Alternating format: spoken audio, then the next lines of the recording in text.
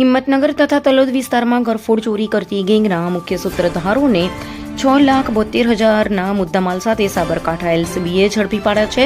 હિંમતનગર તથા તલોદ વિસ્તારમાં રાત્રિ દરમિયાન ઘરફોડ ચોરી કરતી ગેંગના મુખ્ય સૂત્રધારોને પકડી પાડીને ઘરફોડ ચોરીના 3 ગુના ડિટેક્ટ કરી ચાંદીના દાગીના સહિત કુલ કિંમત 6,72,500નો મુદ્દામાલ રિકવર કરી આરોપીઓને જેલને હવાલે કરતી Sabarkantha local crime branch, Sabarkantha LCB police line, DC Sakariya તથા એલસીબી સ્ટાફના માણસો ટેકનિકલ સર્વેલન્સ તેમજ સીસીટીવીના આધારે તપાસમાં હતા.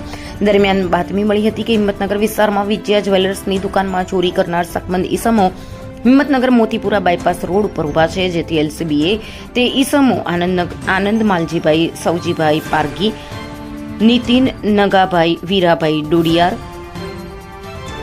ને ઝડપી પાડીને તેમની પાસેની થેલીમાંથી તપાસ કરતા તે થેલીમાં ચાંદીના દાગીના ભરેલા હતા, જેથી એલસીબીએ દાગીના બાબતે પૂછપરછ કરતા તે મુદ્દામાલ 2.5 માસ અગાઉ હિંમતનગરના જલારામ મંદિર રોડ પર આવેલા જ્વેલર્સમાંથી તેમજ હિંમતનગરમાં આવેલા ગણેશ બંગલોઝ તથા તલોદના એક બંધ મકાનમાંથી ચોરી કરેલ હતી તે દાગીના હોવાની કબૂલાત કરવામાં આવી હતી.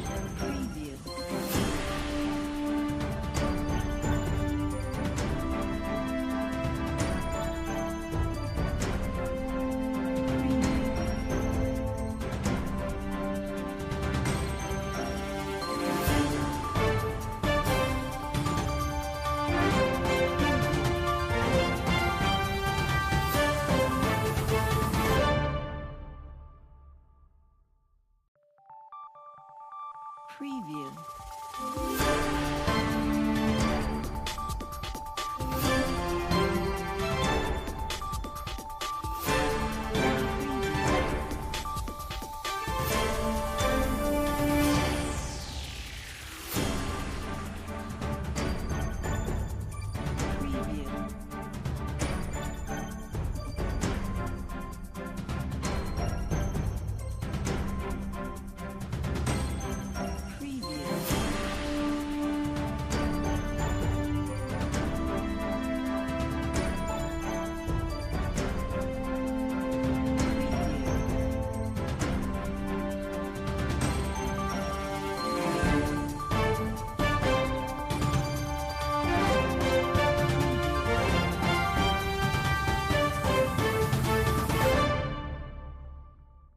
हम दिखाएंगे सच्चाई की खबर चैनल को लाइक कीजिए, सब्सक्राइब कीजिए और हमारे साथ जुड़े रहिए.